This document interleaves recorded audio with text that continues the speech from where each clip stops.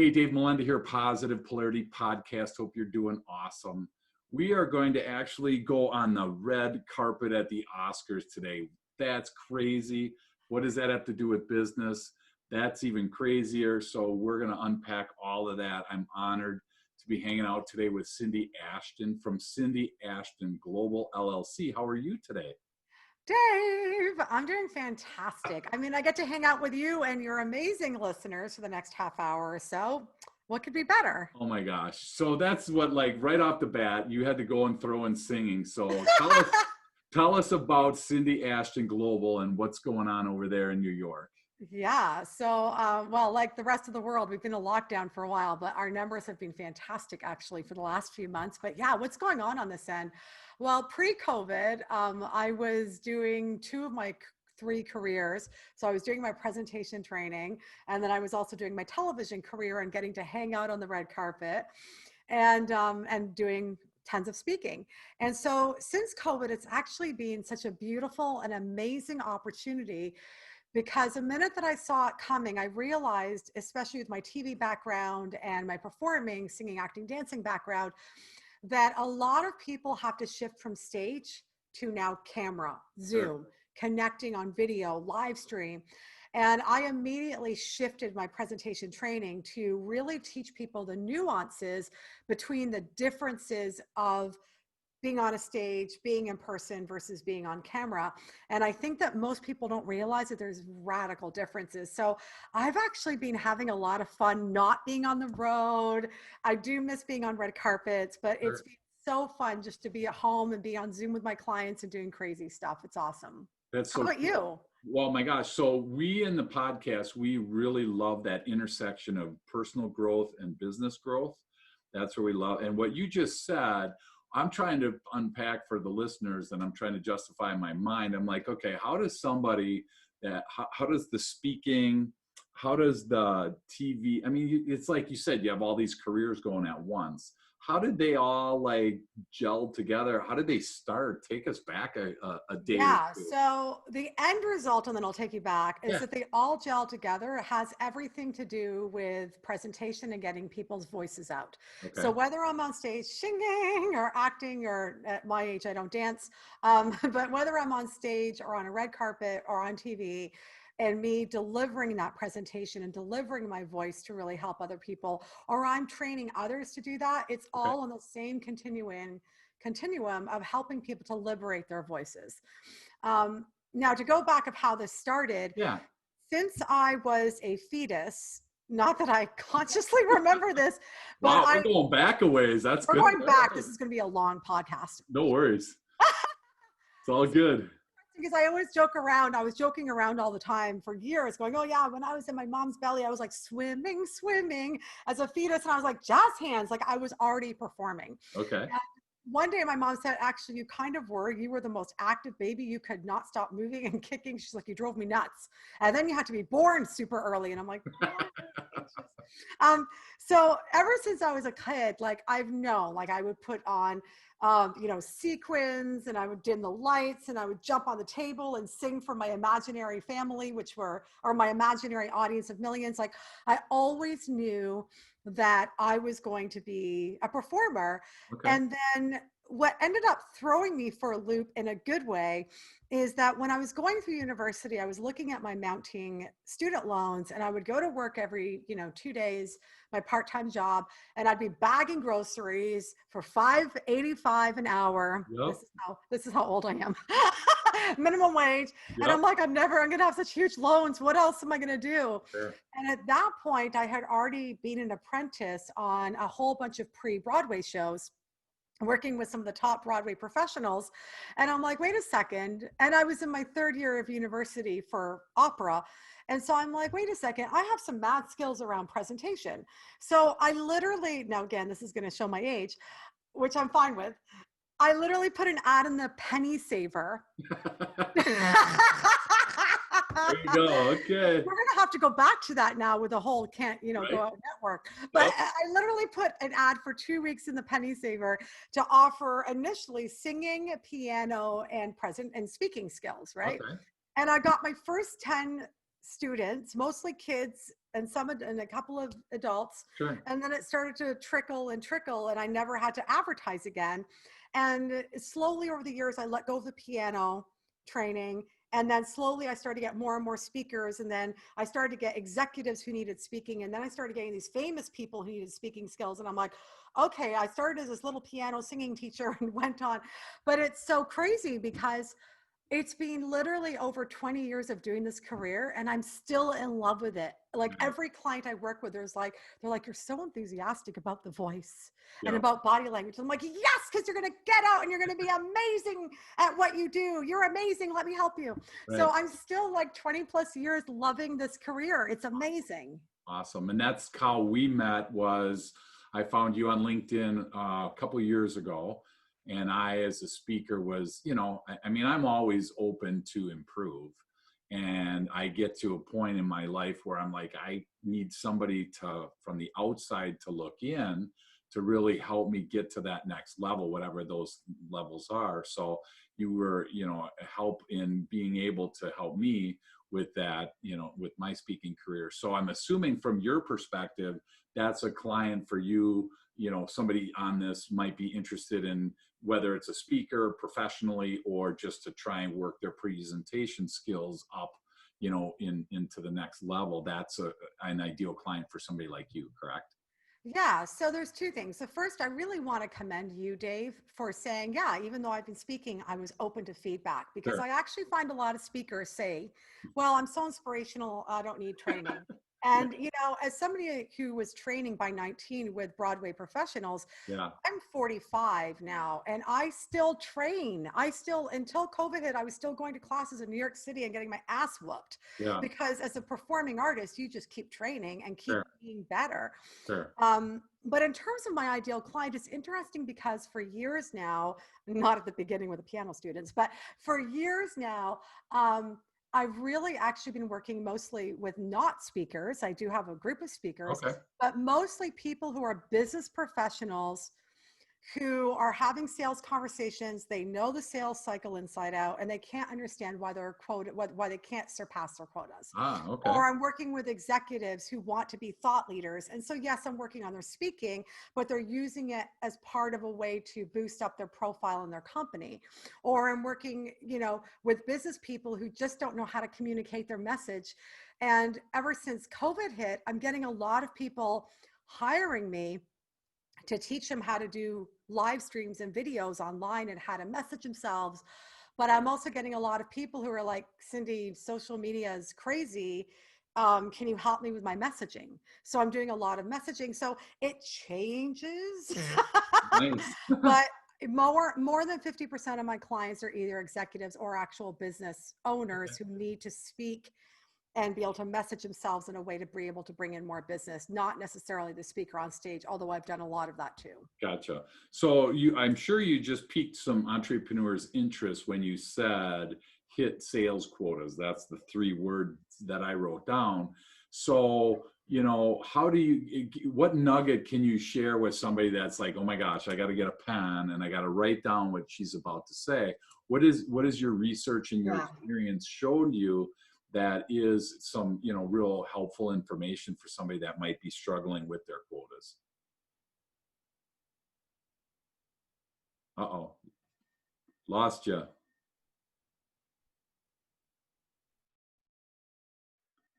No worries. It's all good. Can you hear me? Okay.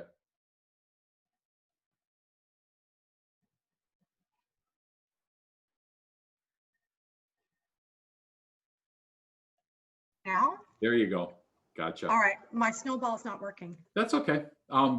Katie will just kind of. Sorry, Katie. No worries, Katie. We love you. We love you, Katie. She's awesome.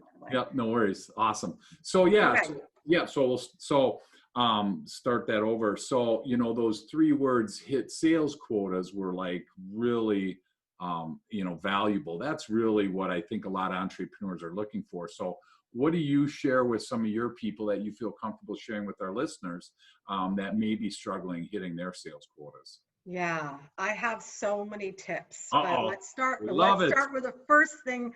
The first thing I want to talk about is that I see a lot of people who really learned the sales cycle and they can't understand why they can't go hit their quota or go beyond. Okay. And the problem, while I think sales tactics are great to know, especially because people are on high alert right now and people are really extra stressed. Sure. It has to be about human connection. And those old sales tactics tend to really turn people off, and especially right now. Right. Okay. So, because I come from a performing background, I've never been taught sales, Okay. but you're essentially selling all the time as a performer. When I go on stage, it's all about knowing the client, which is the audience. It's all Yep. about listening to the audience. It's about feeling their energy and responding. It's about understanding the deeper psychology of your character and the deeper psychology of the character you're playing against in order to motivate them to go to the next level. So how does that translate to business? So one of the things I see a lot of salespeople do is, and I'm going to give you a couple, otherwise we'll be here for 2 hours, Sure.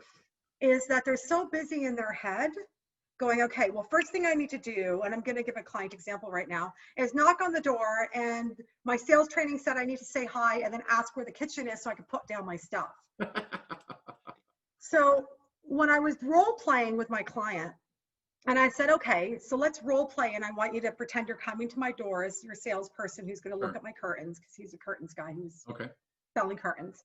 So he's like, hi, Cindy, it's great to meet you. So where's your kitchen? And I was like, whoa.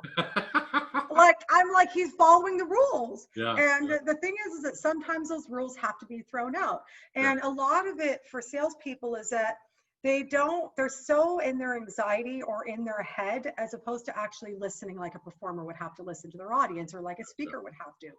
So I always tell my salespeople, the first thing I need you to do is breathe. Gotcha. And just get yourself present, calm yourself down. And really, when you meet that person at the door, or in this case, when you meet you, Dave, like right now we're connecting, Mm-hmm. when you're on Zoom, when you are on a sales conversation, slow yourself down so that you can truly listen. Because if you're so busy thinking ahead, you're actually not listening and taking in what that person is saying. And on a bigger level, you're not listening to what their voice is doing, and they're not watching their body language, which is telling you everything. Gotcha. And then once you learn just to be present and take that energy in, and then I'm about to say something. People are afraid of intimacy, but sales is an intimate transaction. Correct. Yep. And we're afraid of intimacy. And I mean that in the most platonic way Mm-hmm. possible, but we are not taught to connect on a real and genuine way. Right. So when you learn, so for a lot of people, they have those walls up, they've got those fears up, and that stops them from having a deeper connection. Because I've done really well and had a 6-figure business for years, and I don't know sales. Like, I've learned stuff along the way here and there, Yeah. but I was making money before I learned some tactics, because as a performer, I listen to people. I want to know what they have to say. And I care about the deeper psychology, which brings me to the second thing, okay? Once you've learned just to be present and try your best to open your heart and really listen, and listen to the deeper stuff that's going on with them, then you want to be asking questions. Because a lot of the time people will say, well, I just don't have the money, or I can't do this. And then we start to try to crush those objections. Roar! And it's like, nobody wants to be beaten down. People Right. want to feel seen and understood. Correct. Right. Yep. Wow, So fantastic. if you ask people's questions, you start to discover what their inner truth is, and then they start to feel seen, which makes them trust you. And I'm going to tell you, the most important thing in sales, the 3 things you need in sales is for people to trust you, to like you, and to believe they can be successful with you. Sure. Nice. And so, that doesn't have anything to do with sales tactics. It has everything to do with listening and asking the right questions. so help me understand, because I mean, you must have been in my listening skills training class, because like that's all that we talk about, which is fantastic. So I'm not thank you surprised. for cyber stalking me. That's great. Yes, hire Dave. He's your man. There you go. The trust, the like, and the believe. I mean, how does that transcend over on the stage? Because that's what I'm trying to, I really want to get that from you. Oh, interesting. So stop it with the sales. So I actually just wrote a whole blog about the 4 things you never do in virtual presentations if you want to convert, and it's Okay. did the same thing. I see a lot of people, if they want to convert from the stage, go into all this, I died and came back and now I'm successful and let me train you. And I'm like, can I just throw up right now? We've all been through shit, get over it. But they make it too much about themselves. They do too much posturing. Okay. Too much babble, setting this all up. Like, it's so obvious it's a setup. And the truth is to be a great speaker and do it in a way that converts a crowd without having to be salesy is about giving people insight. Giving people insight into what's really going on with them on a deeper level. Again, you need to build trust. And I see people lose trust by babbling too long on stage, by not having a direction with what they're talking about, by being too salesy. That all breaks trust. Okay. But if you have an opening story that helps people to see where they're at and they go, wow, Dave, I've never thought that I'm not listening enough and that might be the problem. That's really interesting, right? Because on the opposite end, I see other speakers who are not salesy, but they throw up so much damn content that people are too overwhelmed to buy, or they feel like they have the solution and they don't need that person. So the purpose of your talk is to give people awareness on a deeper psychological level of what's going on. Because when you feel seen and heard, people will be like, oh, I love you, Dave. I have to buy from you. And you don't have to do a huge call to action. Right. I did a 2-minute video on LinkedIn the other day and got a whole bunch of consults from it. And there was no hard call to action. I just didn't lock him in a room. Come on, Cindy. You didn't lock him in a room. Just 2-minute video. Yep. Yeah. And I already had one of the conversations and have a new client this morning. Nice. So 1 2-minute video on LinkedIn with the right keywords and the right tags and the right message. Okay. So do you help people with that piece of their business as well? That's mostly what people have been hiring me for since COVID, because I don't know how to communicate on video online. Wow, that's awesome. And people don't realize that they're throwing up so much content, but it's not about doing a lot of content. I post maybe once a day, and sometimes I skip days. I've been really focused on my health this year, so I sometimes skip days, but I get clients from social media and I don't do that much. Sure. Wow. And so do my clients, because it's about having the right message positioned in the right way that gives people insight into where they are, that they go, wow, I think this Dave guy has something. Maybe I need to have a conversation. Sure. Well, and I think the human connection piece is unique. So I do a lot of work with the personality profiling disc. Oh, I love disc. And we talk, and there's, 4 primary ways that people communicate and blah, blah, blah. And it's interesting on one hand where you have somebody that is in one quadrant trying to communicate with somebody that's in a different quadrant. And I think that human connection is missed because most people communicate in a way that they want to be communicated with, not in a way that the person they're listening to can actually, identify with. And so I'm trying to and when I say stage for this next question, it's your not the speaking stage, but your theater stage, I'll call it. How do you get that human connection there? Can I go back to your disc thing and give everybody sure. a tip on how to deal with the disc thing? Love to. Okay. So, and you could totally tell your clients this, Dave. So, and you are right now, because so here's the thing, is there are those 4 quadrants, right? Yep. So you need to make sure that when you're delivering content, and if it's a short little 1-minute or 2-minute video, it's not a big deal. Sure. But if you're delivering a speech, for example, you need to be able to make it fun.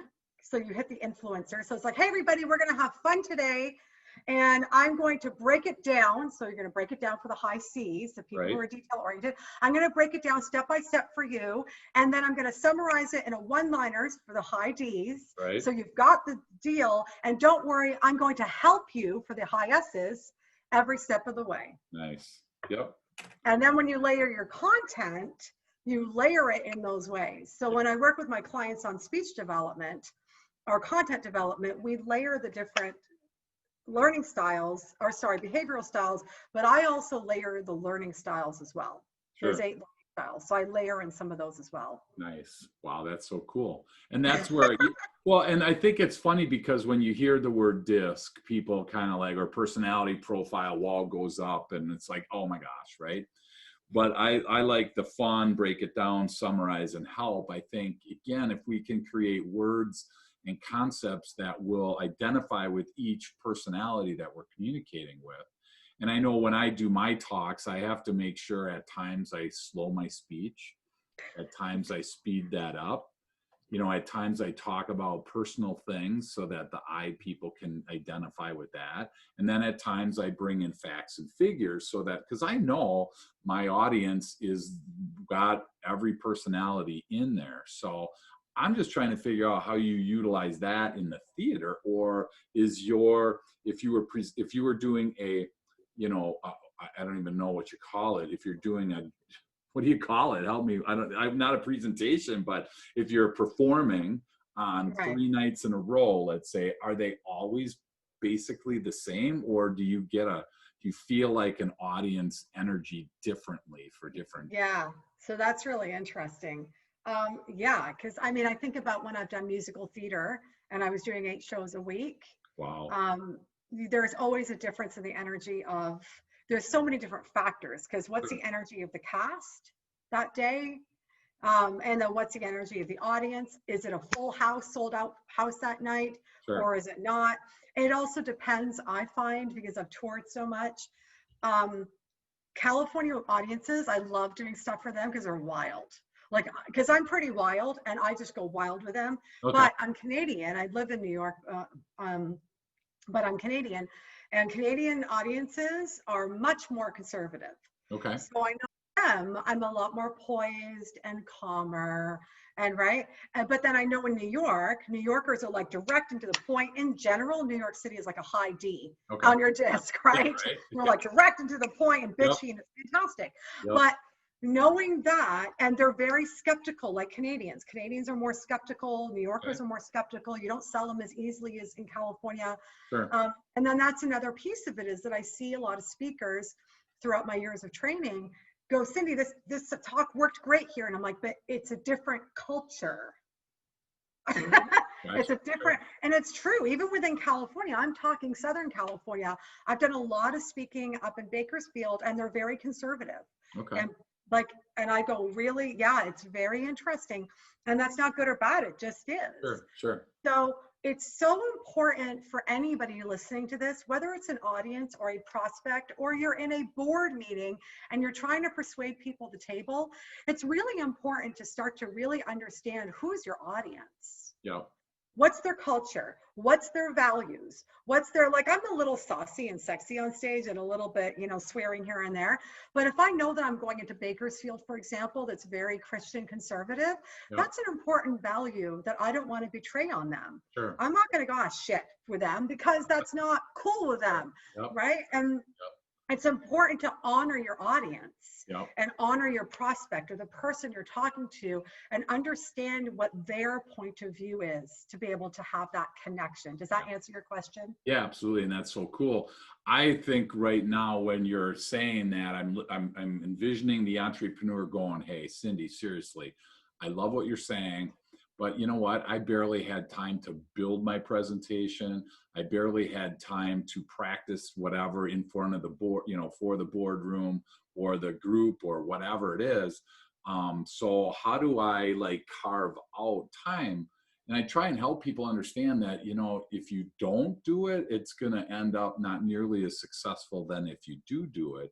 So how do you help people in that situation? Because like I said, the entrepreneur, the high D, they're just running, from presentation to presentation. How could I possibly survey the room, see who's in there, find out their beliefs, find out what they trust? I mean, there's a lot that you just shared. So is there any simple way that you have found to help that? Question. So every time I get booked as a speaker, and when I train my speakers, if you're doing a presentation, you should be customizing to the audience. And when you get on the phone with that meeting planner, It's a few simple questions. Okay. And it doesn't have to be a 20 or 30-minute conversation. I will ask, when you think about speakers in the past, what did you love about them and what didn't you love about them? That tells me a hell of a lot about the values and the culture and what's important to that audience. And that was one question. Sure. Wow. Okay. And then yeah, like people don't realize, and I'll take 5 minutes just to look over their website. And I'm going to tell you, Dave, this is why people like me get $10,000 and more. To me, less is more. If you want to, like people say, Cindy, how do you make that kind of money? Well, partially because I've been doing this for a long time and I've built up to it, but Sure. I always get I'm almost always getting the highest scores because I take the time. And then you get a lot of referrals. So you actually, do you want to make more money and do you want to get lots of referrals and not have to work so hard? Well, then Sure. take the time in the beginning to take 10 minutes, 5 minutes to look at that website and 5 or 10 minutes to ask the right questions. Gotcha. It doesn't take that long. That's awesome. And we do a training on questioning. It's the lost art of questioning because Yep. so often it just gets passed by, wherever you are in your day, we probably don't ask nearly as many questions. I think the numbers that I found when we were 6 years old, the average 6-year-old asks about 225 questions a day. That's the average. And when you get up Wow. into an adult, it ends up at 6 questions a day. So, why, mom? How come? Blah, blah, all that. We're building our learning base when we're young. And for whatever reason, we find that spot where it's like, okay, I know it all. I don't need to ask anybody anything. I've converted from asking to telling. And I think that that's an unhealthy spot to be the day you stop asking questions. At least for me, I think that that's a tough spot to be. So I appreciate you sharing that piece of that. So that's awesome.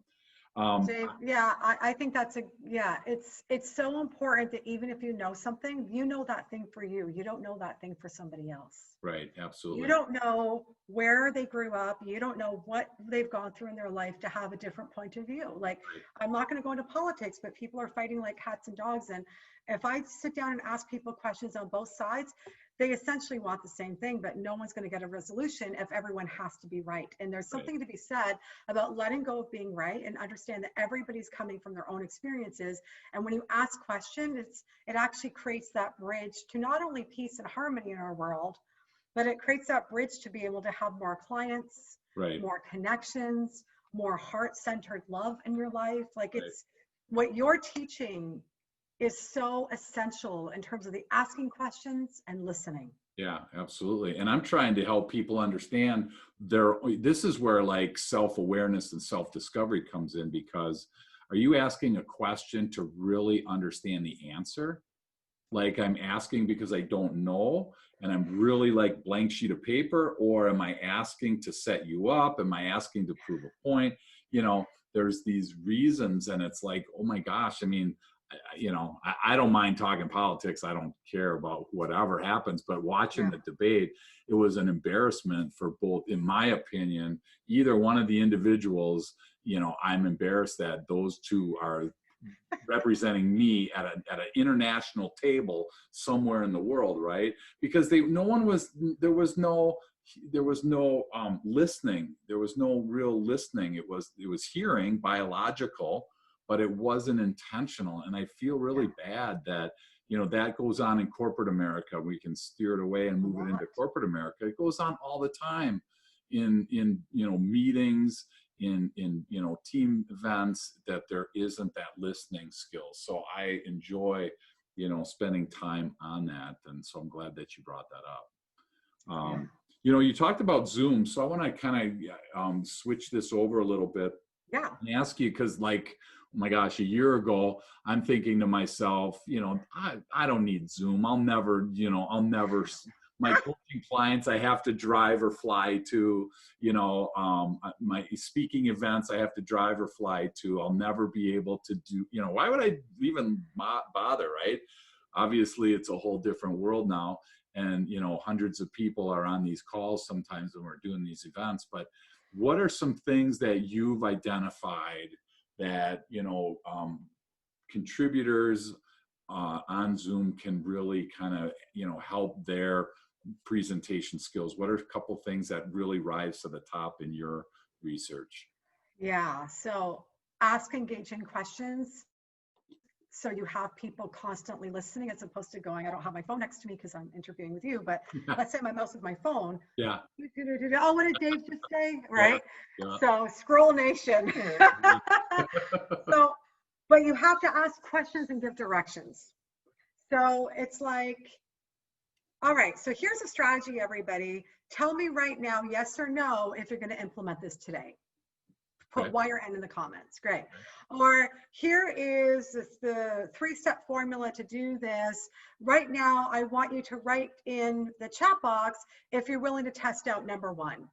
Whatever. Like, those weren't great examples, but you have to be really specific, because if you ask questions like, hey, what does everybody think of this? People are like, give me some parameters. Yep. You have to give people parameters on how to answer. Okay. Next thing is that people are automatically, if it's a sales presentation of some sort, you're going to sell, people are automatically wanting to say no, because we put up our guard. We get afraid, what's this person trying to sell me, what they're trying to do with me. So in the beginning, you actually want to ask no questions where people are going to say no. Okay. So their resistance drops. So they go, oh, good.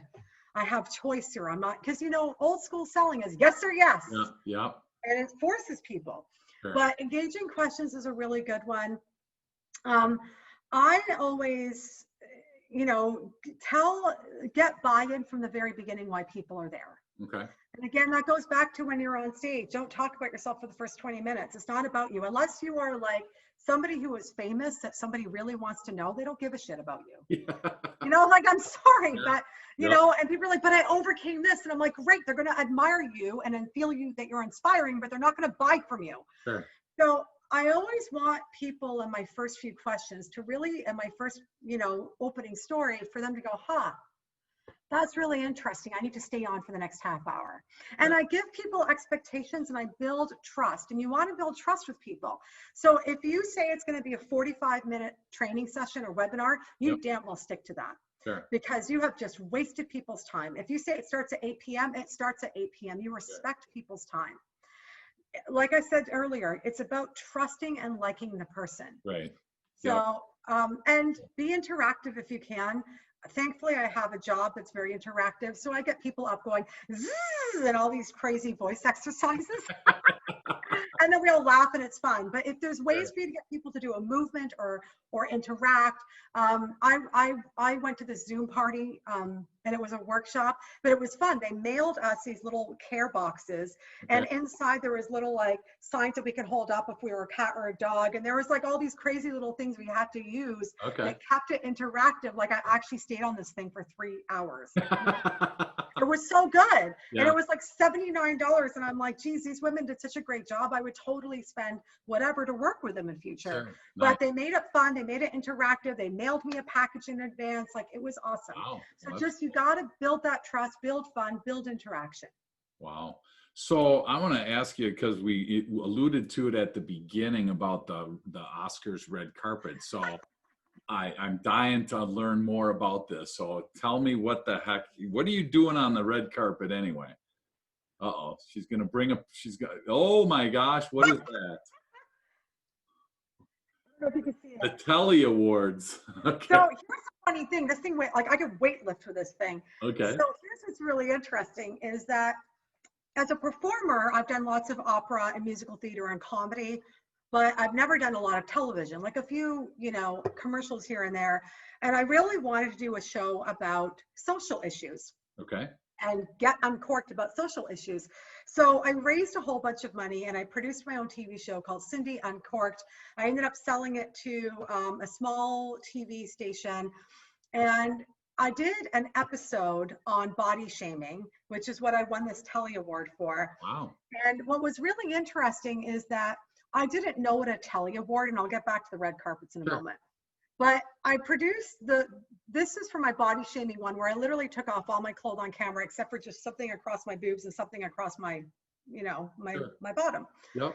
And I wanted to show off all my scars because people go, oh my God, you're on stage and you're so gorgeous and you never know what it's like to be bullied. And I'm like, oh my God, I've had multiple heart surgeries. I can't wear bikinis without having people go, oh my God, what happened to you? And right. So I literally went on like live television or pre-recorded television, but ended up being seen by 74,000 people Sure. of me, like with practically nothing on, with like zooming into my big ass red scars all over my body from all my surgeries. Okay. And then I interviewed a whole bunch of other people, a transgender woman, a Black man, a woman with boobs that were too big, a woman that was overweight, a woman that was too skinny. It was just a really good look at body shaming, of how we're all shamed in our own way. Just because you're little doesn't mean that you don't get shamed. Sure. So Sure. my publicist, Kelly Bennett, submitted me for a Telly Award. I had no idea what this was. And then she's like, you won. I said, oh, what kind of stupid ass award is this? And she goes, you realize that gold went to CBS News, silver went to CBS Interactive, and you, Miss Little TV Show, got third place. And I said, I'm like, oh, this is a real award. Wow, congratulations. So I'm very proud of this. But because I had a lot of viewership on this little TV station I was on, and the show did really well when it came out at the time, I started being invited to red carpet. So I would start to do, not the big red carpets because I'm not famous enough, but I was starting to do like some of the top Hollywood parties, like the Grammys party and the Oscar parties. And so it's so much fun. It's like, it's a super spreader event at this point if you do it, but it's like 100 celebrities and all of us on the red carpet. And I've gotten to interview like amazing people. I think one of my favorite interviews was CeCe Winans, who's a 10-time Grammy winner. We sang, I think, Amazing Grace. We totally sang a little bit together on the red carpet. I got to sing on the red carpet with Carrie Shorter from Nickelodeon's I Am Frankie. The Hulk, Lou Ferrigno. Yep. I interviewed him. Like, I've interviewed so many interesting people. Lou Diamond Phillips is so wise. He's so wise. Oh my God. Anyways, it's a blast. It's hard on the body, but it's so much fun. You're literally standing there in 3-inch heels for like 3 hours, crammed in, one after the other after the other. It's awesome. I wouldn't know what 3-inch heels. I wouldn't know how that. If that. Oh, come on, Dave. You gotta get your 3-inch heels on. Nope, don't have them. So, wow. So how does that work into? I mean, do you notice a crossover into your other business? Do one feed the other, or do you just kind of, this is a kind of an outcome of your, career? So that's an interesting question, because it actually hurts my presentation career in some ways, and then it helps it in others. Okay. So because I specialize more with people who are already established. Okay. My clients who have multi-million-dollar companies, they hire me because of my performing career, because they're like, you understand presentation in a way that a normal presentation trainer wouldn't. Okay. But then the people who are established at like the 100,000 level to 250,000, I've heard a lot out of their mouth of, when I ask them, what's your experience with me? Where did I rock it out for you as a coach or as a trainer? How could have I improved? I hear a lot from them, things like, I was actually really scared to work with you because you're so phenomenal. And I'm like, have you seen my faults? Have you seen my hysteria? No, I mean, really, see me on a PMS day? You don't think so. There you go. But I've actually had people either not become clients because they would look at what I've accomplished and look at how big of a personality and be terrified by it, or they'll work with me and they'll say, I was scared to work with you. It was the best decision I made, but I was scared because you're this like, and I'm like, I'm just a normal person. I have equal faults to you. Well, and so from your perspective, what's your favorite topic to speak on? If you were able to do, honestly, the voice and grounding into your body. Okay. Because while the messaging and I love doing the messaging and the storytelling, the speech writing, content development, it's fun. But when I work with people with voice and body language and really learning how to be present and ground, it not just helps them in their sales, it changes their life. Okay. So like I had a client a few years ago, he was the CFO of a company, And he was trying to get his wife to divorce him for 3 years. And he hired me to be better with his team, not to get a divorce. He was trying to divorce her. And when he came into me, he's like, okay, Cindy, his shoulders are up here. He's like, this is what we've got to do. And I'm like, oh, this is why she's not divorcing you. but just by helping him to just be more present in his body and slow down his speech with her and bring her to him, it calmed her down enough to listen. And within 6 months, even though he wanted me to work with him on his team, which I did, sure. She finally agreed to the divorce within 6 months of working with me, you know. And then on the other side of it, I've had people whose sex lives are better because they know how to listen better, they know how to connect better. They're like, oh yeah, that's like amazing. Now that I'm breathing and getting present, it's like amazing. It's like I'm reeking of something and my husband's into me now. And I'm like, oh, cool. Because when you learn to breathe in the pelvic floor, your sexual nerves are there. So it actually raises your magnetism. Okay. And when you learn to breathe in the pelvic floor and connect it to breath, it raises your oxytocin, which connects people more to you.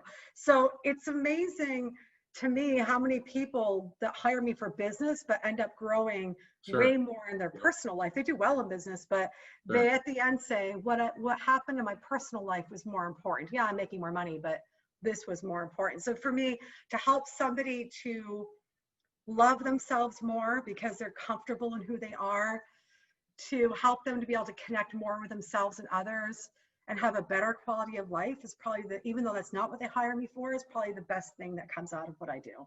So my favorite is doing the body language and the voice and the breathing. And sure.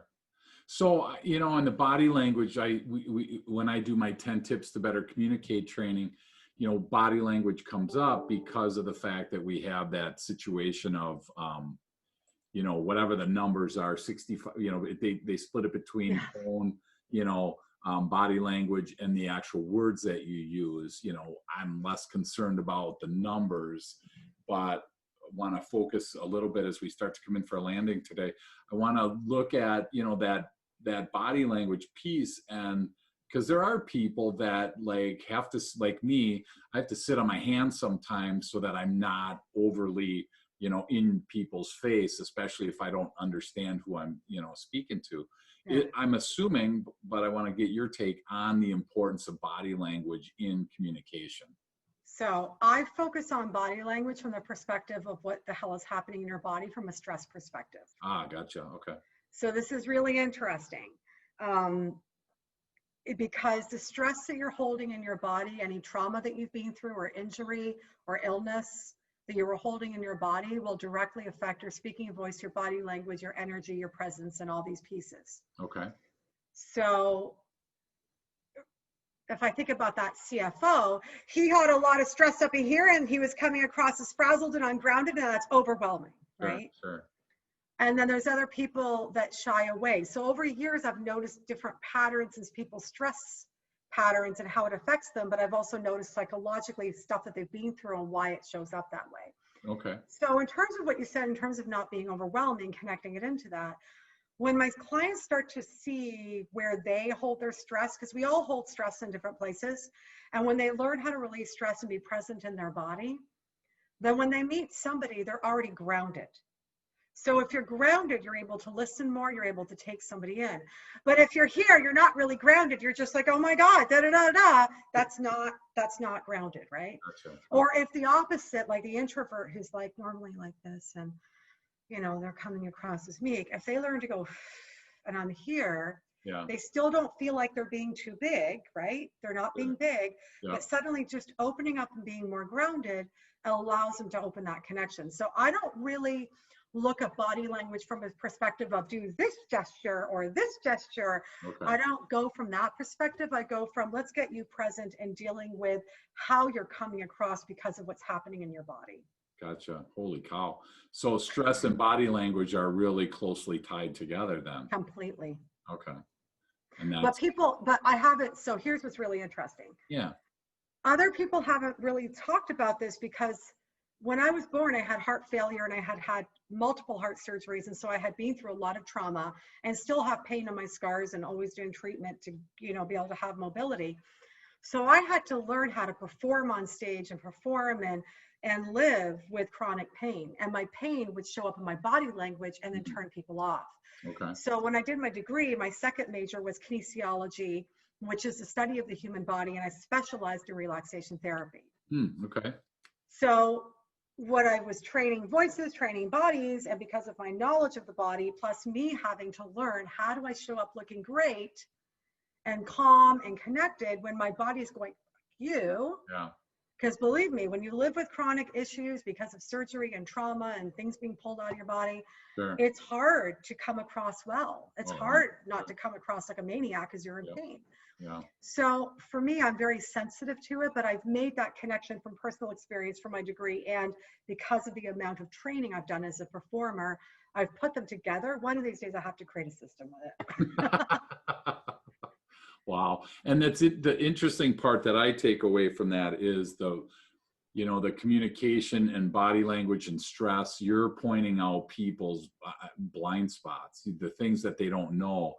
And, that's actually the next book that I'm working on is the business blind spot part, because it's so easy to get stuck there and without somebody helping you. I mean, when we drive a car, motorcycle, or whatever, we have mirrors all over to help us with our blind spots. Well, we don't necessarily have that in business. So it sounds like that's one of the benefits that you add, is that blind spot identification. Are people like, oh my gosh, thank you for pointing that out? Or are they sometimes resistant to, making some of those, discoveries? Do they struggle with that? So this is interesting. I've got a range, and because I'm so intuitive and I've been doing this for so long, I go with where the client's at. Okay. So I have a lot of clients that are like multi-million-dollar businesses, like the CEO of a multi-million-dollar business, and they're like, I just need you to train me. So I'll give them the stress management stuff, but I won't talk about what's actually happening with them. Okay. So they're just happy to know how to relax and be calm and connected, and they're good. Sure. And then on the total opposite side, like I have a client right now who she hired me for voice training, and she's trying to, and she can't seem to be able to make more sales, and she's trying to get her voice out. And at one point I said, is your voice giving you permission for me to do this work for you, with you? Now, I wouldn't ask that of somebody who's not open. And she goes, sure. I'm getting a no, my voice isn't ready. And I said, why is your voice afraid of this? Can you ask her? And it ended up pouring out of all this stuff. And I can't talk about what Sure. happened, but she talked about a trauma that had happened. Sure. Where it was not okay to speak. Wow. And it was all tied into her money and all tied into all these other pieces. And she's super high level, really accomplished, but can't break through that next piece. So even though somebody comes to me for voice training or body language training, for those that are open, I find, because I see it, I can see what people's traumas have been with, because I've been doing it for 20 years. And there's consistent things that I hear and see in the body that's linked specifically to things that happened to them when they were younger. Holy cow. That affects their success. Yeah. It's kind of crazy. Yeah. So you obviously have a very diverse skill set. Eclectic, whatever words you want to use, but on there. So I want to be really sensitive of your time, and I appreciate all that you've shared. Two last questions, and then I'm gonna let you go. If you had a Cindy Ashton tip of the week, what would that be for anyone listening right now? Breathe. We always want to stay present, because when we're present, we listen better and we ask better questions, and that's never a bad thing. We've talked extensively about that. So when you breathe, you want to exhale longer than your inhale, not regularly, but just take a minute or two before you go into a meeting, before you get on a phone call, and just take a breath in and exhale nice and long. Send the energy down into your feet, into the ground. Do that for a minute or two. What it does is it, from a scientific perspective, stimulates your parasympathetic nervous system, which focuses the mind, relaxes the muscles, slows the heart rate, and lets you be present so you can listen, connect, be, and convert. Wow. That is so cool. Well, and I think I invest time in this breathing stuff for myself, and I notice how hard it is to breathe, to exhale longer than you should. Like when you have to labor to exit, trying to get all the air out, it's really hard to do. It's easy to breathe in, but then it's okay, breathe out and then keep going. So I'm assuming that, I mean, all that you said of what that does from my 6th grade level, it works. It's just funny how there's all these, Yeah. reasons, and there's all these, official explanations. I just know if I breathe in and out a few times, whew, something just, peace comes there for whatever reason, so thank you for sharing that. So the toughest question is, what's one thing that most people don't know about you that you feel comfortable sharing? Oh God, I'm such an open book. I know. I know, right? I mean, you could Well, just here, I'll Google change it up for you, because everything. who's your best, let me ask it this way, who's the best person that you've ever interviewed, or your favorite person that you've interviewed? It would be Lou Diamond Phillips. Okay. So what I loved about him is that he's very grounded and he's deeply spiritual, even though it wasn't something specific that he said. But in his interview with me, he just said, it's so important for each and every person to stand up for what's right and take charge and stop being complacent. And it's interesting because this is a message for this year, not 2 years ago when I interviewed him. Right. But he just said it's important to take a stand for what you believe in and not be complacent, because we cannot create change on this planet. I mean, I'd have to listen back to it, but and the fire and the passion that came through and the conviction, him and Lou Gossett Jr. Oh, wow. Cool. He's another very peaceful, amazing man. Nice. Yeah. Cool. Yeah, I've been very blessed. Awesome. Thank you. Thank you for sharing that. What if somebody wants to get in contact with you? What's the best way for them to reach out to you? Yeah. So if you go to Cindy Ashton Trains, TRAINS, like I'm training, trains.com is my website for presentation training. So it's not like trains, like locomotive trains? You're not into trains? I will go anywhere. Well, I once took a train through Switzerland. There you go. Yeah, CindyAshtonTrains.com. I also have a free mini course if anybody wants it on how to captivate and cash in. Love it. So my friend Christina Daves, who's a PR strategist, and I combined our efforts to create a mini course on how to captivate and cash in, especially right now because there's so much noise. Sure. So if you go to, you just have to fill out a three questions assessment, and then you'll get a coupon code for this course for free. So just go to yourmarketingsurvey.com. Awesome. We'll put that in the show notes. The 3 questions are, I'm assuming, your credit card number, your social security number, and your net worth, right? Those 3, and then we're in, right? Is that Oh my God, that's so funny. It's actually an assessment. It helps you. It's a marketing assessment, actually. Nice. So it'll actually give you some insight into what's working and what's not into your business. And then you just happen to get a free course out of it. Awesome. Like 3 questions. What's the website again, Cindy? Yourmarketingsurvey.com. Survey. Awesome. Yourmarketingsurvey.com for anyone driving. Don't pull over, or pull over. Don't try and write while you're going. So yourmarketingsurvey.com, and then those 3 questions will pop up, and then a free course. So, oh my gosh, this went so fast. I had so many more questions. Maybe we can do this again soon. I thank you so much. I learned a lot from you on LinkedIn. I learned a lot from your website. The course that I took and the time that you invested in me has been very helpful. Dave, you're a sweetheart. Thank you for doing that. And I can say I've never been to New York, but if I'm there, I sure know that I can at least have a friend there, and absolutely, will at least point me in the right direction. So I know the best restaurants in town. As long oh my as gosh, that's what I figured. That's awesome. So thank you, Cindy, so much for all the valuable information, and we will get together soon, I hope. Yes, I would love that. Thank you, everybody. Take care.